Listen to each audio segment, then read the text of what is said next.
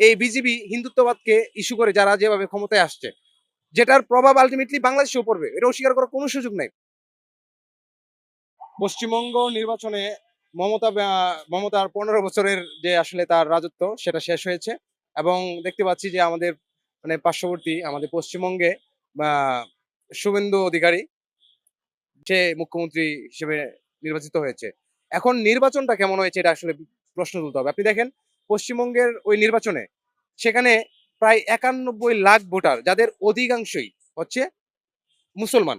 তো ৯১ লাখ ভোটারকে তারা বাদ দিয়েছে এবং মমতার যে আসন, সেই মমতার আসনেই দেখা যাচ্ছে ৫১,০০০ ভোটারকে বাদ দেওয়া হয়েছে এবং সেখানে মমতা হেরেছে ১৫,০০০ ভোটের ব্যবধানে। অর্থাৎ এই যে মানে ওই নির্বাচনে আপনার সেখানে যে ২৬০ টা আসনে বিজেপি জিতলো। সেখানে ২৬০ টা আসনের মধ্যে ১০৫ টা আসনের যে যে জয়ের ব্যবধান, সেই জয়ের ব্যবধানের তুলনায় যে ৯১ লাখ ভোটার বাদ দেওয়া হইছে, সেটা কিন্তু সংখ্যায় বেশি। অর্থাৎ এখানে এবং বলা হচ্ছে যে নির্বাচন কমিশনের যে ভূমিকা, সেই নির্বাচনের কমিশনের ভূমিকা নিয়ে একটা প্রশ্ন আছে এখানে এবং প্রশাসন এখানে ন্যাক্কারজনকভাবে বিজেপির সমর্থকদের বা বিজেপির হয়ে কাজ করছে এবং সেন্ট্রাল কেন্দ্রীয় সরকারের আপনি অমিত মোদি, ওরা কিন্তু দেখা যাচ্ছে কি করছে, ওরা কিন্তু অত্যন্ত অনেক মিথ্যা অপপ্রচার, তারপর হচ্ছে আপনার এই তাদের যে হিন্দুত্ববাদ, সেই হিন্দুত্ববাদের প্রচারণা চালিয়ে দেখা যাচ্ছে এই যে ১৫ বছরের যে মমতার যে একটা শাসন, সেটা তারা এটার পতন ঘটেছে। এখন আমরা বাংলাদেশে এটার কি প্রভাব পড়তে পারে? ধরেন পশ্চিমবঙ্গ কিন্তু আমাদের সাথে সাহিত্য, সংস্কৃতি বা আমাদের খুব কাছাকাছি বলা যায় তারা। যদিও সেখানে আমরা যদি যাই সেই পুরনো এখন ১৯৪৭ সালের ইতিহাসে যেতে হবে। যেটার এই যে দ্বিজাতি তত্ত্ব, এটা যে এই বিজেপি সরকার ক্ষমতায় আসছে, এটা কিন্তু দ্বিজাতি তত্ত্বের যে একটা কার্যকারিতা, সেটা কিন্তু সামনে নিয়ে আসছে। যে মোহাম্মদ আলী জিন্নাহ যে কোনো ভুল করে নাই, সেটা আসলে এটার মাধ্যমে মানে বোঝা যাচ্ছে এই নির্বাচনে এই বিজেপি হিন্দুত্ববাদকে ইস্যু করে যারা যেভাবে ক্ষমতায় আসছে, যেটার প্রভাব আলটিমেটলি বাংলাদেশেও পড়বে, এটা অস্বীকার করার কোনো সুযোগ নাই। কারণ আমাদের সাথেই তারা। এখন প্রভাব কেমন পড়বে, তার আগে প্রভাব পড়ার আগেই আমার আসলে মাওলানা ভাসানীর একটা উক্তি আমার বলতে হয়। সেটা হচ্ছে ১৯৭২ সালের ফেব্রুয়ারি মাসে সাপ্তাহিক হক কথা নামে একটা পত্রিকায় একটা কথা বলছিলেন যে, আসাম আমাদের, ত্রিপুরাও আমাদের এবং পশ্চিমবঙ্গও আমাদের। এবং এই আসাম, ত্রিপুরা, পশ্চিমবঙ্গ যতদিন পর্যন্ত আমরা আমাদের দখলে না আনতে পারবো, ততদিন পর্যন্ত আমাদের যে মানচিত্র, আমাদের যে স্বাধীনতা, সেটা পূর্ণাঙ্গ হবে না।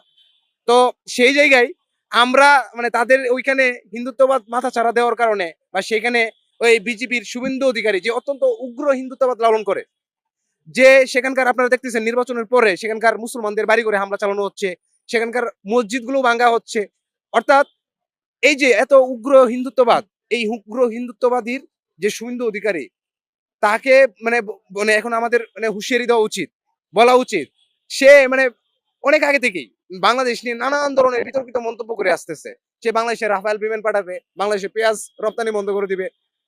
তো এই ধরনের একটা সে মানে মানে ভয়ভীতি দেখাচ্ছে। অথচ দেখেন ভারতের সাথে আমাদের বাণিজ্য ঘাটতি কি পরিমাণ? ৭ থেকে ৮ বিলিয়ন ডলারের হচ্ছে বাণিজ্য ঘাটতি আছে আমাদের।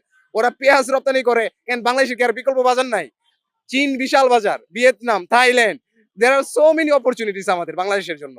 তো এখানে এগুলা নিয়ে তারা হচ্ছে মানে বড়াইগিরি করে। তারপরে বলে যে রাফায়েল নিয়ে আসবে। আমরাও রাডার ব্যবস্থা স্থাপন করছি। আর বাংলাদেশের গ্রামে গঞ্জে দেখবেন আপনারা যারা একদম সাধারণ, কোন ধরনের ট্রেনিং নাই, কোন প্রশিক্ষণ নাই, শিক্ষা নাই, এই ছেলেগুলাও দেখা যাচ্ছে ক্ষেপণাস্ত্র বানাচ্ছে। আমাদের ওই ধরনের, অতএব বাংলাদেশের জনগণ রে ভয়ভীতি দেখিয়ে লাভ নেই। শুভেন্দু অধিকারীকে আমি বিশেষ করে বলতেছি। এবং বাংলাদেশে যদি কেউ আগ্রাসন চালানোর চিন্তা করে, বিশেষ করে আপনি ভারতের দিকে আমরা আঙ্গুল তুলবো, ভারতকেই বলবো। ভারত কিন্তু অনেকবার চেষ্টা করছে।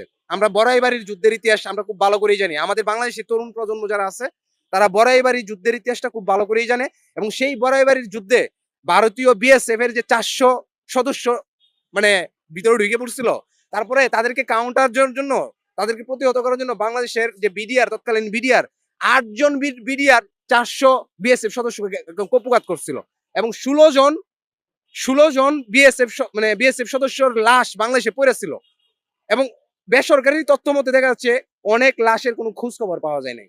এর দেখা যাচ্ছে বাংলাদেশের মানে বিডিআর বা বিজিবি, সেনাবাহিনী এবং বাংলাদেশের যারা তরুণ প্রজন্ম আছে, তাদেরকে যে এই যে এই উদ্দেশ্য করে যে শুভেন্দু অধিকারী এই কথাগুলা বলে, তারে এখন আর আমার কাছে মনে মুখ্যমন্ত্রী মনে হয় না, সে একটা মূর্খ মন্ত্রী। এবং বাংলাদেশে এটার একটা প্রভাব তো পড়বে। যেমন ধরেন বাংলাদেশের সাথে ভারতের আমাদের অভিন্ন নদী আছে, আমাদের তিস্তার ন্যায্য হিস্যার ইস্যু আছে, আমাদের বাণিজ্য ঘাটতির ব্যাপার আছে। তাছাড়া দেখা যাচ্ছে তাদের তাদের স্বাধীনতা সার্বভৌমত্ব, এই যে সেভেন সিস্টার্স, তাদের সেভেন সিস্টার্স আমাদের উপর অনেক ক্ষেত্রে ডিপেন্ডেন্ট। অর্থাৎ বাংলাদেশ ভূকৌশলগতভাবে এমন একটা জায়গায় আছে যেখানে এই শুভেন্দু অধিকারীর মতো চামচা, এই বিজেপির উগ্র হিন্দুত্ববাদী, সে আমাদেরকে হুমকি দমকি দিবে এবং সে তার কারণে বাংলাদেশ খুব বেশি প্রভাবিত হবে, এটা আমরা মনে করি না। কারণ এই পশ্চিমবঙ্গ আমাদের, ত্রিপুরা আমাদের, আসামও আমাদের। তো এই ক্ষেত্রে বাংলাদেশের এই সরকার সবসময় স্থিতিশীলতার পক্ষে থাকে। বাংলাদেশের এই বর্তমান তারেক রহমানের সরকার, তিনি কিন্তু সকল রাষ্ট্রের সাথে দেখা যাচ্ছে একটা সুসম্পর্ক, একটা স্থিতিশীলতার সম্পর্ক বজায় রাখার চেষ্টা করতেছে। কিন্তু বাংলাদেশের স্বার্থের যখন চলে আসবে, জনগণের স্বার্থ চলে আসবে, তখন আমরা বিশ্বাস করি তারেক রহমান সরকার এবং বাংলাদেশের জনগণ বিন্দুমাত্র ছাড় দিবে না। অর্থাৎ এখন যদি পশ্চিমবঙ্গের ওরা চেষ্টা করতে পারে, দেখবেন প্রভাব কি পড়তে পারে। ওরা চেষ্টা করতে পারে আমাদের দেশের ভিতরে, দেখা যাচ্ছে ওরা পুশিং করার চেষ্টা করতে পারে অবৈধ বাংলাদেশে আখ্যা দিয়ে ওরা দেখা যাচ্ছে সেখানকার যারা মুসলিম জনগোষ্ঠী আছে তাদেরকে আমাদের বাংলাদেশের ভিতরে পুশিং করার চেষ্টা করতে পারে। এবং ইতিমধ্যে তারা বাংলাদেশের প্রভাব কতটুকু পড়বে তার চেয়ে বড় বিষয় হচ্ছে সেটা ইন্ডিয়ার স্বাধীনতা সার্বভৌমত্ব কতটুকু প্রভাব পড়বে। কারণ ইন্ডিয়াতে প্রায় আপনার 20 কোটি 22 কোটির মুসলমান আছে। আপনি 27% থেকে 28% হচ্ছে এই যে পশ্চিমবঙ্গে আমাদের এখানে 27 থেকে 28% মুসলিম আছে।